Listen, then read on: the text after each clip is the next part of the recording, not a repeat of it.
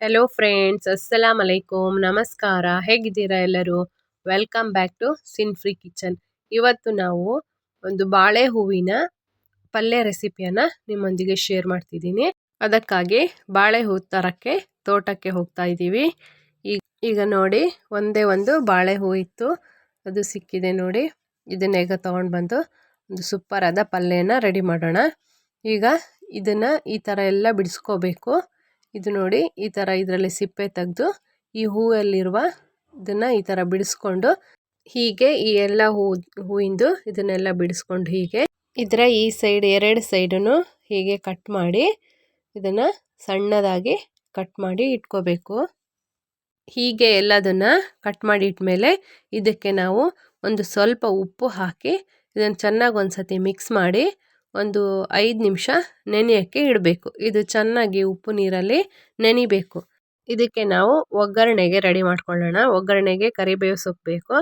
ಅದಕ್ಕಾಗಿ ಗಿಡದಿಂದ ಫ್ರೆಶ್ ಆಗಿ ಸ್ವಲ್ಪ ಕರಿಬೇವು ಸೊಪ್ಪನ್ನು ತಂದಿಟ್ಕೊಂಡಿದ್ದೀನಿ. ಈಗ ಒಗ್ಗರಣೆಗೆ ಒಂದು ಬಾಣಲೆ ಇಟ್ಟು ಅದಕ್ಕೆ 2 ಸ್ಪೂನು ಎಣ್ಣೆ ಹಾಕಬೇಕು. ನಾನು ಕೊಬ್ಬರಿ ಎಣ್ಣೆ ಹಾಕಿದ್ದೀನಿ, ನೀವು ಯಾವುದಾದ್ರೂ ಹಾಕಿ ಅದಕ್ಕೆ ಸ್ವಲ್ಪ ಸಾಸಿವೆ ಹಾಕಬೇಕು.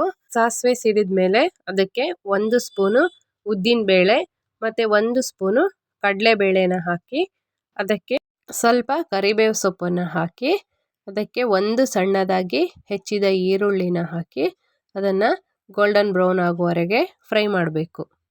ಈರುಳ್ಳಿ ಎಲ್ಲ ಇಷ್ಟು ಗೋಲ್ಡನ್ ಬ್ರೌನ್ ಆದರೆ ಸಾಕು. ಆದಮೇಲೆ ಒಂದು ಸಣ್ಣದಾಗಿ ಹೆಚ್ಚಿದ ಟೊಮೆಟೊನ ಹಾಕಿ ಅದನ್ನು ಫ್ರೈ ಮಾಡಬೇಕು. ಟೊಮೆಟೊ ಸಾಫ್ಟ್ ಆಗೋ ತನಕ ಅದನ್ನು ಫ್ರೈ ಮಾಡಬೇಕು. ಉಪ್ಪು ನೀರಲ್ಲಿ ನೆನೆಸಿದ ಈ ಬಾಳೆ ಹೂವನ್ನು ಚೆನ್ನಾಗಿ ಒಂದು 4-5 ಸತಿ ತೊಳಿಬೇಕು.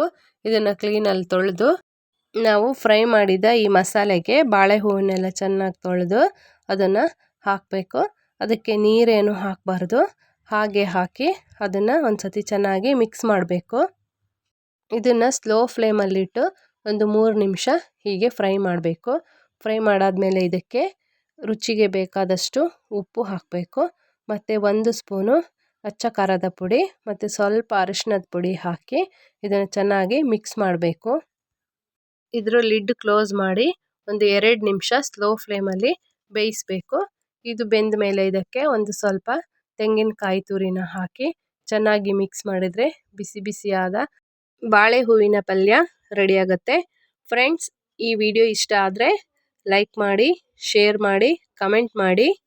ಹೊಸದಾಗಿ ವಿಡಿಯೋ ನೋಡುವವರು ಪ್ಲೀಸ್ ಸಬ್ಸ್ಕ್ರೈಬ್ ಮಾಡಿ, ಸಿನ್ ಫ್ರೀ ಕಿಚನ್ಗೆ ಸಪೋರ್ಟ್ ಮಾಡಿ.